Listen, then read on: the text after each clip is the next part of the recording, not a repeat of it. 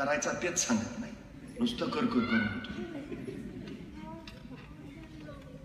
एका वडिलांनी आपल्या मुलाला काय केलं असेल काही फार सांगत बसले नाही. ते भंगार गोळा करतात ना, त्यांच्या वस्तीत ते त्यांच्या मुलाला घेऊन गेले. ही कपडे फाटकी, उघडी नागडी, झोपड्यात राहणारी, पालात राहणारी, मागून खाणारी. आणि त्या वडिलांनी एवढंच सांगितलं, तुला हे असं जगायचं आहे का त्या बंगल्यात तिथं राहतात तसं जगायचं आहे? उत्तम अभ्यास केलास, उत्तम गुणवत्ता मिळवलीस तर तिथं बंगल्यात जाशील. आणि आता जे चाललंय ते करत राहतात तर असा पालात येशील. फार नंतर सांगावं नाही लागलं मुलाला. कशासाठी करायचंय सांगा ना त्याला. तू का अभ्यास करायचा, अभ्यास केल्यावर काय होईल, उत्तम मार्क मिळाल्यावर काय होईल, उत्तम पदवी मिळाल्यावर काय होईल, हे एकदा कळू द्या ना त्याला. एकतर मुळात आम्ही त्याला आपल्या सावलीत ठेवतो, त्याला कशाची कमतरताच पडू नये. गरज निर्माण झाली की मग शोध सुरू होतो. आम्ही पालक असे की आमच्या मुलाला कुठली गरजच पडू देत नाही. कशाला शोधायला जाते इथे? माणसाच्या खिशात पैसे कमी आले की मग माणूस पैसा कमावण्याच्या दिशेनं पळायला लागतो.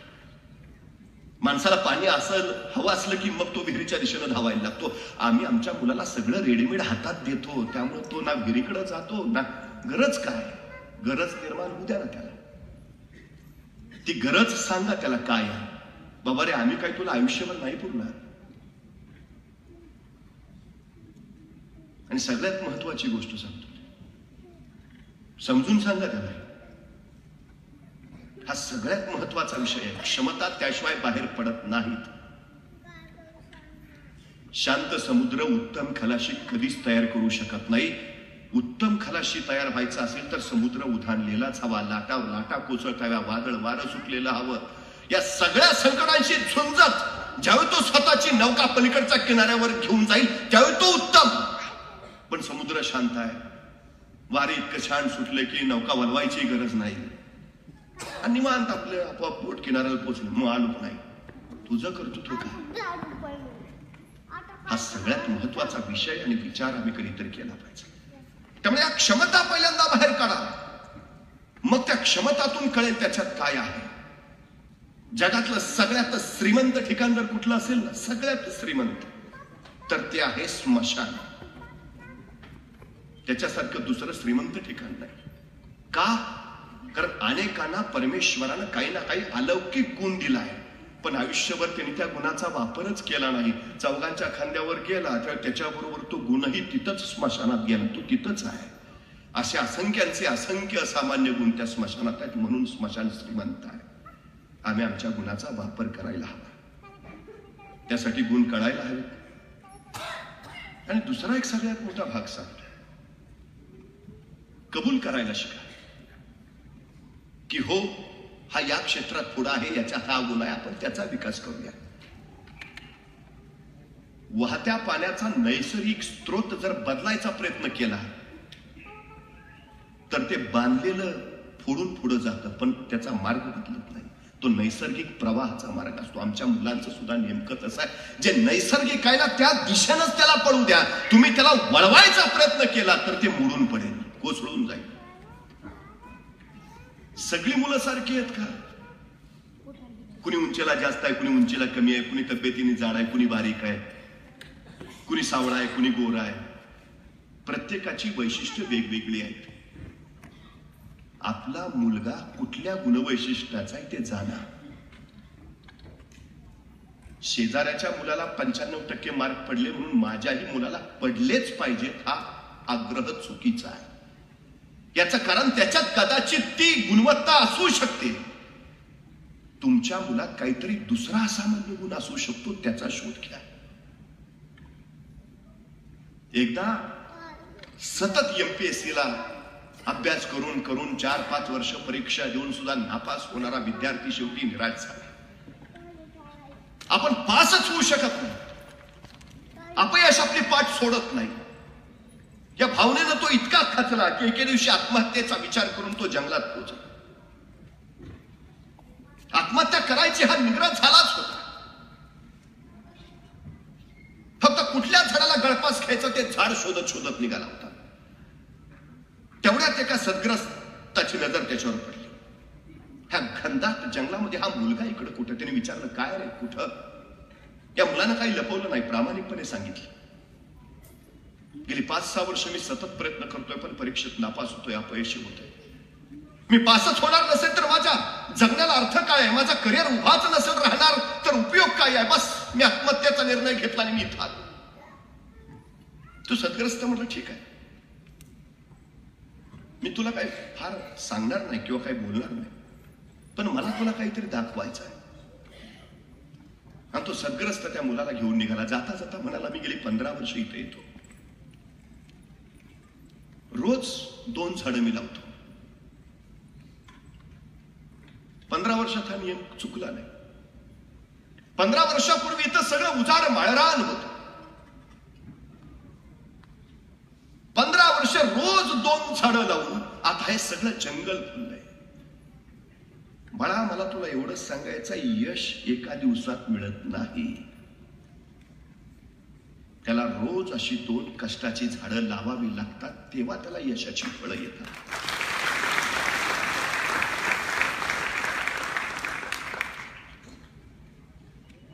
पण बाळा, 6 वर्षापूर्वी मी एके दिवशी 2 रोपं घेऊन या जंगलात पोहोचलो. त्यातलं एक रोप होतं ते बांबूचं आणि दुसरं जे रोप होतं ते परनांगाचं. दोन्ही झाडं मी एका वेळेस लावली. एका वेळेस त्यांना पाणी घातलं, एका वेळेस त्यांना आवश्यक तेवढं समान खत दिलं. त्याच्यानंतर मी आठवड्याने बघितलं,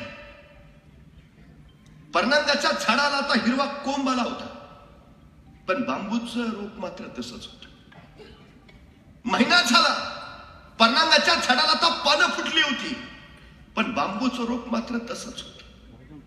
6 महिने झाले, परनांगाचं झाड आता चांगलंच उभारून वर आलं होतं, बांबूचं रोप मात्र होतं तसंच होतं. वर्ष झालं, परनांगाचं झाड आता चांगलंच वाढलं होतं, बांबूचं रोप मात्र जसंच्या तसं. 2 वर्ष झाली, परनांगाचं झाड आता माझ्या डोक्या एवढं झालं होतं, बांबूचं रोप मात्र तसंच. 3 वर्ष झाली, परनांगाचं झाड आता आणखी चांगलं वाढलं, फांद्या त्याच्या विस्तारल्या, बांबूचं झाड मात्र तसंच. 4 वर्ष झाली, परनांगाचं झाड आता डेरेदार झालं, त्याच्या सावलीत बसता येऊ लागलं, पण बांबूचं झाड मात्र होतं तसंच. 5 वर्ष झाली, परनांगाचं झाड आता आणखी चांगलं मोठं झालं, पण बांबूचं झाड मात्र तसंच. मी निराश झालो, खचलो. हे बांबूचं झाड आता येणारच नाही. परनांगाचं झाड मात्र चांगलं विस्तारलं होतं. मी त्या बांबूचा हट्ट सोडून दिला. मात्र 6व्या वर्षी मी आलो. त्या परनांगाच्या झाडात नीट मी बघितलं, ते आता उत्तम छान झालं होतं. पण अचानक माझी नजर गेली, लक्षात आलं की बांबूच्या झाडाला कोंब फुटला होता. 6 वर्षानंतर. आणि मग माझ्या लक्षात आलं की गेली 6 वर्ष हे परनांगाचं झाड जमिनीच्या वर वाढत होतं, पण हे बांबूचं झाड गेली 6 वर्ष जमिनीच्या खाली आपली मुळं मजबूत करत बसलं होतं.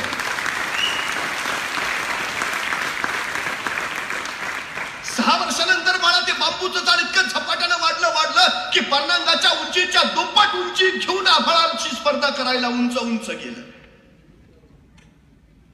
कदाचित बाळा, तुझं बांबूच्या झाडासारखं झालं असेल. 5-6 वर्ष तू नापास झालाच, अपयशी झालाच, याचा अर्थ तुझी वाढ जमिनीच्या वर नाही. तुझी मुळं मजबूत होत होती, तुझी मुळं जमिनीशी घट्ट होत होती. पाण्याचा शोध, ज्ञानाचा शोध.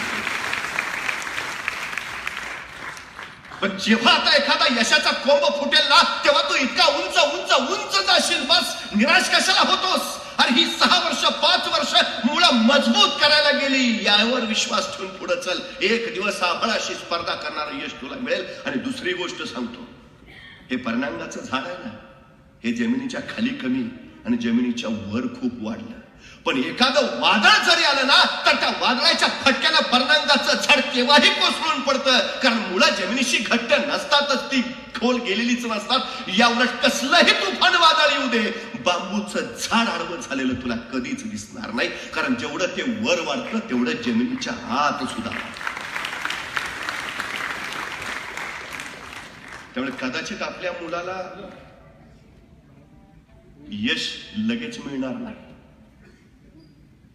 शेजाऱ्याच्या मुलाला मात्र मिळेल. समजून जा, ते पर्णांगाचं झाड आहे, आपलं बांबूचं रोप आहे. जंगलातली सगळी झाडं जशी सारखी नसतात ना, तशी सगळी मुलं तरी सारखी कशी असतील. काही आंब्याची असतील, काही चिक्कूची असतील, काही सीताफळाची असतील, काही बांबूची असतील. ज्याचा वेळ त्याला दिला पाहिजे. आम्ही संयम का नाही ठेवत, हा सगळ्यात महत्वाचा विषय आहे. प्रत्येकाची गुणवैशिष्ट्य वेगळे, प्रत्येकाचं कार्य, त्याचं क्षेत्र वेगळं, हा विचार फार महत्वाचा आहे. आणि सगळ्यात महत्वाची गोष्ट सांगतो, शिक्षण म्हणजे फार काय मोठं आहे का? अनेक पदव्या घेतलेली माणसं अपयशी झालेली मी बघितलीत, आणि अनेक पदवी न घेतलेली माणसं मी यशस्वी झालेली पाहिलीत. हा सगळ्यात महत्वाचा विषय. इतिहास शिकलेल्या लोकांनी नाही, इतिहास नापास झालेल्या माणसाने घडवलाय, ही वस्तुस्थिती आहे. सचिन तेंडुलकर इयत्ता 12वीला इंग्रजीच्या पेपरमध्ये नापास आहे, पण आज इंग्रजीच्याच 12वीच्या पुस्तकात सचिन तेंडुलकरवर धडा आहे. यशाचा धडा गिरवण्यास एवढा धडा पुरेसा आहे. काय, कशासाठी हा सगळा हट्टा? त्यापेक्षा कौशल्य विकसित करा. पदव्यांची भिंडोळी काकोटीला मारून कंपन्यांची दार आणि उंबरे झिजवून निम्म आयुष्य नोकरीच्या शोधार्थ घालवलेली अनेक मुलं मी पाहिलीत. अनेक वेळा धडका मारल्या दारांवर, पण दार उघडत नाही, डोकं फुटून जात. मग एखाद्या रोळलेल्या वाटेवर मला कधीतरी संधी मिळेल म्हणून वाट बघत बसण्यापेक्षा त्या वाट बघण्याच्या काळामध्ये एखादी नवी वाट जर निर्माण करता आली तर तुमच्या त्या वाटेनं असंख्यांना वाट मिळून जाईल. ही गोष्ट का दिसत? नाविन्याचा शोध घेणारी माणसं आणि कल्पनेचं जग निर्माण करणारी माणसं यशस्वी झाली, ही सगळ्यात महत्वाची गोष्ट आहे. आमच्या मुलांना नाविन्याचा शोध आम्ही घेऊ देतो का? कधीतरी आम्ही शांतपणे विचार करायला हवा. एके दिवशी एक मुलगा शाळेत रडत रडत घरी आला. आईनं विचारलं, का रे बाळा? तो मुलगा म्हणाला, आमच्या बाई म्हणाल्या तू घरी जा आणि तुझ्यासाठी ही चिठ्ठी दिली. ती आपल्या मुलाच्या हातातली चिठ्ठी त्या आईनं वाचली. त्या चिठ्ठीमध्ये लिहिलं होतं, उद्यापासून तुमच्या मुलाला शाळेत पाठवू नका. त्याला शिकवतील, त्याला समजावतील, त्याला विषय समजून सांगतील असे शिक्षक आमच्याकडे नाहीत. त्या आईच्या डोळ्यात नकळ दिशी पाणी उघडलं. मुलानं विचारलं, आई काय लिहिलंय? आई मुलाला म्हणाली, बाळा तुझ्या बाईने असं लिहिलंय की तुमचा मुलगा इतका बुद्धिमान आहे, इतका गुणवत्ता आहे त्याच्यामध्ये की त्याला शाळेत पाठवायची गरजच नाही, त्याला घरी शिकवला तरी तो शिकेल. पोराच्या डोक्यावर हात फिरवला. कारण माहिती आहे, तो पोर बहिरा होता. शाळेत जायचा, पण शिक्षक काय शिकवतात हे त्याला ऐकूच यायचं नाही, तर कळायचा समजायचा विषयच. मग जर कळतच नाही, त्याला ऐकूच येत नाही, तर शाळेत येऊन उपयोग काय? त्या बाईने सांगितलं, उद्यापासून नका पाठवू, उपयोग नाही. त्याला शिकवतील, समजावतील असे शिक्षक आमच्याकडे नाहीत. पण ती आई हरली नाही. दुसऱ्या दिवसापासून तीच मुलाची शिक्षिका झाली. आपल्या मुलाला तिने शिकवलं, उत्तम शिकवलं. शाळेत न जाता घरच्या घरी तिनं आपल्या मुलाला इतकं शिकवलं की तो जवळपास 3000 शोधांचा जनक झाला. जगाच्या इतिहासामध्ये एडिसन नामक शास्त्रज्ञ म्हणून लोकांच्या समोर.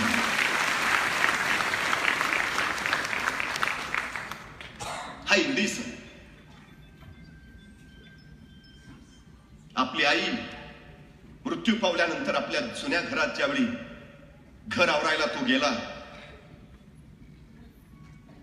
तर कागदांच्या फेंडोळ्यामध्ये त्याच्या शाळेतलं त्याच्या बाईंनी पाठवलेलं पत्र त्या एडिसनच्या हातात लागलं. आणि ते पत्र एडिसननं वाचलं आणि एडिसनच्या डोळ्यातलं खळखळ खळखळ पाणी उकळायला लागलं. माझी आई होती म्हणूनच मी खडू शकलो. बस काय त्या बाईने लिहिलं होतं, तुमचा मुलगा मुळातच बहिरा आहे, ठो ठो केलं तरी त्याला ऐकू येत नाही, कळत नाही, समजत नाही. अशा पोराला शिकवून उपयोग काय, कशाला पाठवता शाळेत, असं स्वच्छ त्या बाईने लिहून त्याला पाठवलं होतं. पण या बाईनं काय लिहिलंय शाळेतल्या ते मुलाला कळू दिलं नाही. त्या आईनं आपल्या मुलाला सांगितलं की तुझ्या बाईने सांगितलंय तू इतका बुद्धिमान आहेस की तुला खरंच शिकवायची गरज नाही, तू घरीच शिकशील. आमच्या मुलांमध्ये काही दोष असतील, त्या दोषांची त्याला सतत जाणीव करून देत राहण्यापेक्षा त्याला त्याच्यातून बाहेर काढून कसं घडवता येईल याचा विचार करणं फार महत्वाचं आहे. बहिरा एडिसन जर शास्त्रज्ञ होऊ शकतो तर आमची पोरं थंडाकट आहेत. अडचण काय येते आम्हाला, फक्त ती सकारात्मकता आम्हाला पेरता आली पाहिजे. दुर्दैवानं आमचं वातावरणच आम्ही नकारात्मक करून टाकतो. आमच्या मुलाला आम्ही गाढवाशिवाय बोलतच नाही. मुलगा विचारतो पप्पा हे करू का, गपरे मोडून ठेवशील, ते ग बसतो का. त्याच्यातली गुणवत्ता, क्षमता, कौशल्य बाहेर येऊ पाहतात, आम्ही ती येऊच देत नाही. या जगात एकही वनस्पती अशी नाही की जिचा उपयोग नाही. या जगात एकही गोष्ट अशी नाही की जिला मोल नाही. या जगात अशी कुठलीच गोष्ट निर्माण होत नाही की जिचं काही वापर नाही. प्रत्येक गोष्टीला स्वतःचं मोल, महत्व, महात्म्य आहे. आणि जर वस्तूंना मोल आणि महात्म्य आहे तर माणसाचं काय, त्याला ती असणारच.